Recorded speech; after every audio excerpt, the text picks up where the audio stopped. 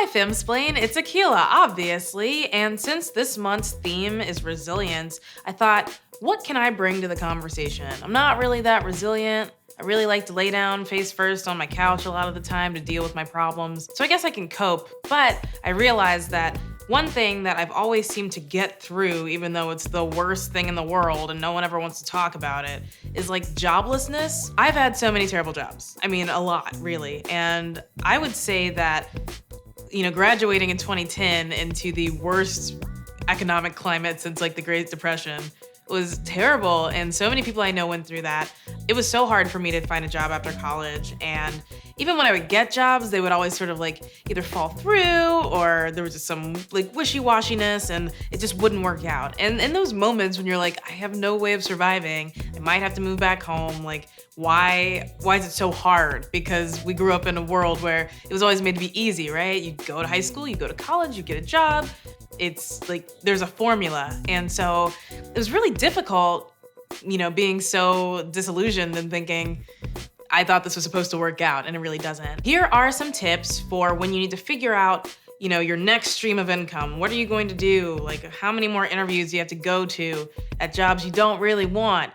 These are my tips. The first tip is to be really sending out a lot of resumes. I know that it's very alluring to send out like 5 to the jobs you really want and be like, I did it for the day. But genuinely, what I ended up doing when I moved to New York in the first place was just sending out like 80 resumes like a day. And you just apply for everything that you're even remotely qualified for. And the reason why I think you should do that is because even if you don't get the job, it's really good experience to have interviews.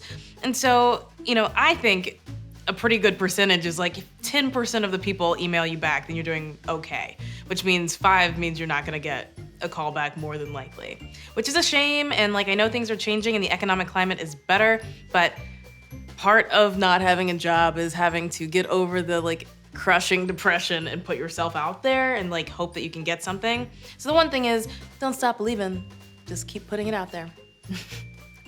Another bit of advice is definitely to maybe think about going a different direction than the career path you're on. For me, I was doing a lot of social media, a lot of marketing, and that was fine and I'm decent at it and like I could go back to that if I wanted to, but clearly like this thing we're doing right here is what I'm much better at. And so, in addition to looking for other jobs, I got a lot more serious about like my YouTube channel and doing comedy and figuring out ways to make that life happen so that in the future, which I guess is right now, I wouldn't be so stuck to, jobs that were maybe uncertain.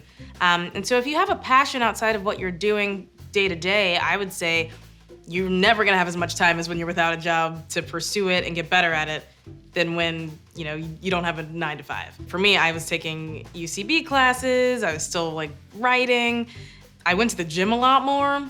That was cool. I was like in really good shape when I didn't have a job. So yeah, I don't know. Those are some pieces of advice. That's 2 things. Number 3, I think there's a lot of shame that comes with not having a job. Like there must be something wrong with you. That's obviously not true. Like a job is what you do for money. It's not necessarily who you are. And so not having one doesn't mean that you're like a lost puppy. Take some time to really like write down or however you express yourself, like to get out those feelings of guilt and shame. Like it's a job. We live in a world where you need money to survive, unfortunately.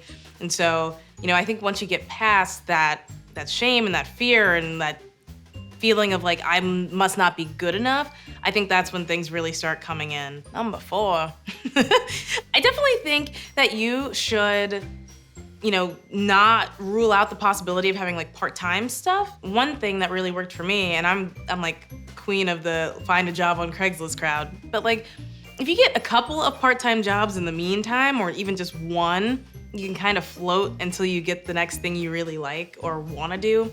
And so, maybe if the full-time job thing's not working out or it's been too hard and you're kind of getting close to like bills being due and stuff, don't rule that out. I think a few hours a week at a place that doesn't require too much brain power is fine. Number 5, maybe, don't be so hard on yourself if you have to ask people for help. One thing that I realized in the many different times that I was between jobs is that It sucks, and like, I get it. I hate asking people for things. I mean, like, if you think about when people ask you for stuff, it's really not typically the end of the world. And so I think a lot of that fear and anxiety is just coming from a place of like, it's just you. Like, the other person, if they can help you, probably won't be too terrible about it. I mean, I don't know. I don't know your family, so maybe they're like really mean and rude when you have to ask for things. But you know, there's always friends. There's always like old coworkers. There are options. So I wouldn't say get discouraged. Like, don't sit at home and just pout and be like, this is my life now. I'm gonna like live on the streets. You can do it. It's not easy. Sometimes it sucks balls, but like you can definitely get through this crap. I think it's so, like, it all really comes down to you. And so if you change your mindset and, you know, just keep pursuing the things that really matter to you, the right stuff comes in. And hey, it doesn't have to be overnight. Don't panic. Chin up, Buttercup. It's gonna happen. Thank you for watching. You should totally subscribe to Femsplain. We're gonna be making way more videos soon. And obviously follow the site. All that stuff will be in the description. Bye!